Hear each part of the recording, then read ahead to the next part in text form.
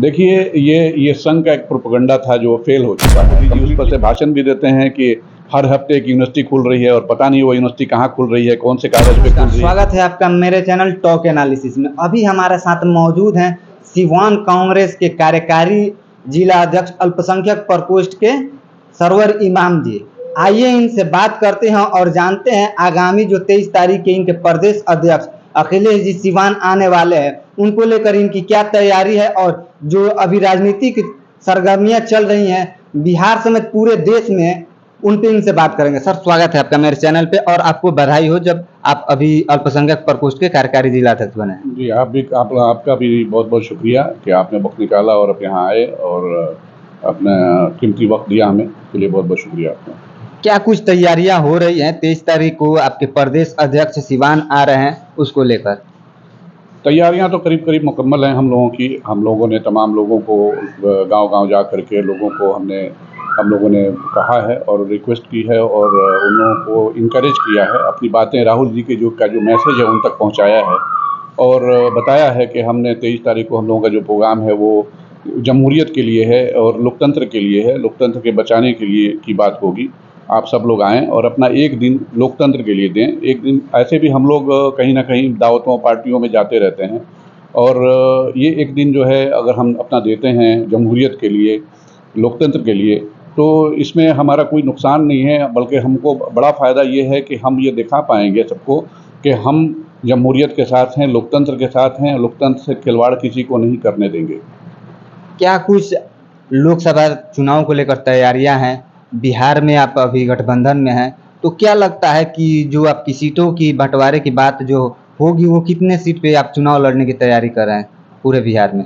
देखिए, ये जहाँ तक लोकसभा के चुनाव का मामला है तो वो तो अभी हमारे जो आला कमान के नेता हैं, आपको पता ही है कि बेंगलोर में मीटिंग चल रही है और अभी वहाँ से क्या कुछ निकल के सामने आता है वो देखने वाली बात होगी। और जहाँ तक गठबंधन की बात है तो वाकई हम लोग यहाँ ये तो सच है कि हम लोग गठबंधन में हैं और गठबंधन में सबको एक दूसरे का ख्याल रखते हुए ये सारी चीज़ों को तय किया जाता है और वो हमारे आला कमान की जिम्मेदारी है। उसमें हम लोग तो सिपाही हैं, हम लोगों को हुक्म होगा कि ये करना है और हम वो चल पड़ेंगे। तो इस मोर्चे पे जाना है और हम चल पड़ेंगे। तो वो काम जो है हमारे आला कमान का है और वो उन तक ही रहने दें तो बेहतर है। ये भी एक बहुत बड़ा नैरेटिव सेट किया गया है कि मोदी के बाद कौन प्रधानमंत्री बनेगा। विपक्ष के पास कोई चेहरा नहीं है, तो क्या माना जाए कि राहुल गांधी वो विपक्ष के चेहरा हो पाएंगे? क्या कांग्रेस सारे विपक्षी पार्टियों को मनाने में एकजुट हो पाएगी और उनको खुश कर पाएगी कि राहुल गांधी के बातों पर सहमत हो पाए? देखिए, ये संघ का एक प्रोपेगेंडा था जो फेल हो चुका है, कंप्लीटली फेल हो चुका है। राहुल जी के 4000 किलोमीटर की यात्रा जो है इस बात को साबित करती है कि राहुल जी क्या हैं। राहुल जी ने जो लाखों लोगों से सड़क पर चलते हुए लोगों से मिले, उनकी बातों को सुना, उनके दुखों को सुना, उनके घरेलू हालात को सुना, उनके अपनी जो पर्सनल लाइफ है उसके बारे में सुना। उसके बाद से राहुल जी का एक अलग नैरेटिव हो गया है और उनको समझने वाले लोग अब उनकी जो है तादाद बढ़ रही है कि जो राहुल जी की तरफ आने वाले लोग हैं वो बढ़ रहे हैं। दूसरी साइड पे ये है कि अभी बेंगलोर में हमारे जो मीटिंग चल रही है, अब उसमें देख लीजिए कि अभी पटना में जो विपक्षी दलों की मीटिंग हुई थी, राहुल जी जिसमें आए थे, उसमें 24 पार्टियां आई थी और बेंगलोर में जो है 26 पार्टियां हैं। तो इसका मतलब ये हुआ कि लोग जुड़ रहे हैं और लोग इस चीज़ को समझ रहे हैं कि हमें किस तरफ जाना है, हमें क्या करना है और हमारे लिए क्या ज़रूरी है और उस देश के लिए क्या ज़रूरी है, उस देश की जनता के लिए क्या ज़रूरी है। महंगाई चरम पे है, आप देख लीजिए कि सब्जियों के दाम किस तरह से बढ़ गए और आमदनी लोगों की कम होती चली जा रही है और महंगाई बढ़ती जा रही है। शिक्षा का हाल जो है वो सबको पता है, शिक्षा कितनी महंगी होती जा रही है। यूनिवर्सिटीज़ में फ़ीसों को 1-2 गुना नहीं बल्कि 10 गुना, 20 गुना और 30 गुना, 40 गुना तक बढ़ाया गया है फ़ीसों को, क्योंकि इसलिए कि गरीब के बच्चे नहीं पढ़ सकें। शायद यही वजह होगी कि मोदी जी का जो ये सारा, और मोदी जी उस पर से भाषण भी देते हैं कि हर हफ्ते एक यूनिवर्सिटी खुल रही है और पता नहीं वो यूनिवर्सिटी कहाँ खुल रही है, कौन से कागज़ पे खुल रही है, किसके रजिस्टर में खुल रही है। ज़मीन पे तो नहीं खुली है अभी तक कोई भी एक यूनिवर्सिटी। अगर मोदी जी ने कोई एक यूनिवर्सिटी ज़मीन पे खोली हो तो उसकी डिटेल बीजेपी के लोग बता दें। अभी जो कुछ भी है इनकी सब हवा-हवाई बातें हैं और सारी हवा-हवाई बातें देश जान चुका है, देश समझ चुका है और देश ये भी समझ रहा है कि देश के लिए कौन-सा नेता बेहतर होगा। एक अभी बहुत ही चर्चा हो रहा है यूसीसी पे, कांग्रेस अपना स्टैंड इस पे क्लियर नहीं कर पा रही है। देखिए, कांग्रेस का स्टैंड हमेशा क्लियर रहा है। कांग्रेस जो है वो सेकुलरिज्म में और सर्वधर्म समभाव में यकीन रखती है और वो सबको साथ लेकर चलती है। आप कांग्रेस की हिस्ट्री को देखेंगे और कांग्रेस की जब से वजूद में आई है अंग्रेज़ों के दौर से लेकर के अब तक, कांग्रेस ने हमेशा हर धर्म के लोगों की भावनाओं को ख्याल रखा है और हर धर्म के लोगों को साथ लेकर के चलने की कोशिश की है। जहाँ तक यूसीसी का सवाल है, यूसीसी का ड्राफ्ट अभी बना नहीं है। अभी ड्राफ्ट में वो क्या करने वाले हैं, क्या नहीं करने वाले हैं, ये किसी को पता नहीं है।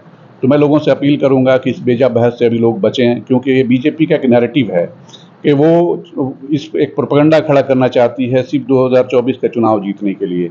वो दिखाना चाहती है कि हम मुसलमानों के साथ वो, क्योंकि उनका एक वो चला हुआ है कि मुसलमानों की चूड़ी टाइट करना है, और वो उसी का एक कड़ी ये भी है कि वो दिखाएंगे अपने लोगों को, अपने फॉलोअर, अपने भक्तों को कि हम मुसलमानों को के लिए ये ला रहे हैं। हकीकत में ये यूसीसी का जो असर है वो हिंदुस्तान के हर एक नागरिक पे पड़ने वाला है अगर ये आता है तो, क्योंकि ये विविधताओं में एकता वाला देश है, ये गांव में बसने वाला देश है। हर देश, यहाँ के हर राज्य की अपनी अपनी अलग सभ्यताएं हैं, अपनी अपनी अलग मान्यताएं हैं। हर करीब करीब ऐसा भी है कि कहीं कहीं तो जिलों जिलों में सब अलग अलग मान्यताएं और सभ्यताएं हैं। इन सबको कैसे एक जगह कर पाएंगे, या केवल सिर्फ यूसीसी जो है वो सिर्फ मुसलमानों के लिए लाएंगे? ये सब वक्त के गर्भ में है, इस पर बहस करने का कोई फायदा नहीं है।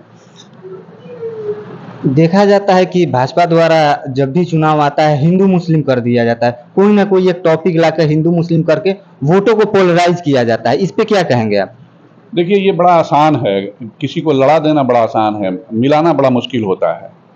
और ये बीजेपी ये आसान रास्ता हमेशा इस्तेमाल करती है। अब इसमें देश के लोगों को ये समझने की ज़रूरत है और वो समझ चुके हैं। बहुत से लोग से मेरी बात होती है और हमेशा हम लोग इस चीज़ को देखते हैं, अब मार्क कर रहे हैं कि लोगों में ये बदलाव आया है। लोग इस चीज़ को, इस नैरेटिव को समझ चुके हैं बीजेपी के, कि इनका सिर्फ लड़ाने का काम है और ये सिर्फ लड़ा सकते हैं, न लोगों को रोज़गार दे सकते हैं, न किसी को कोई और ज़रिया पैदा कर सकते हैं लोगों के रोज़गार के लिए, काम धाम के लिए, कुछ नहीं। एक नॉर्मल सी चीज़ थी, पहले लोग गल्फ चाहते थे, हिंदू मुस्लिम हर तबके के लोग अरब जाते थे। भाजपा गवर्नमेंट आई तो उन्होंने पासपोर्ट में भी क्लासिफिकेशन कर दिया। ये बहुत से लोगों को मालूम होगा जो गल्फ जाने वाले लोग हैं या जो जाने के लिए कोशिश कर रहे होंगे, उसमें भी उन्होंने एक क्लासिफिकेशन कर दिया है कि मैट्रिक पास का एक पासपोर्ट है और एक पासपोर्ट जो है मैट्रिक फेल वाला है, ईसीआर और ईसीएनआर वाले को तुरंत ऑफिस एजेंट जो हैं उनके वीज़े लगवा दे रहे हैं, उनके काम करवा देते हैं, लेकिन ईसीआर वालों के लिए बहुत मुश्किल है क्योंकि वो मैट्रिक पास नहीं है।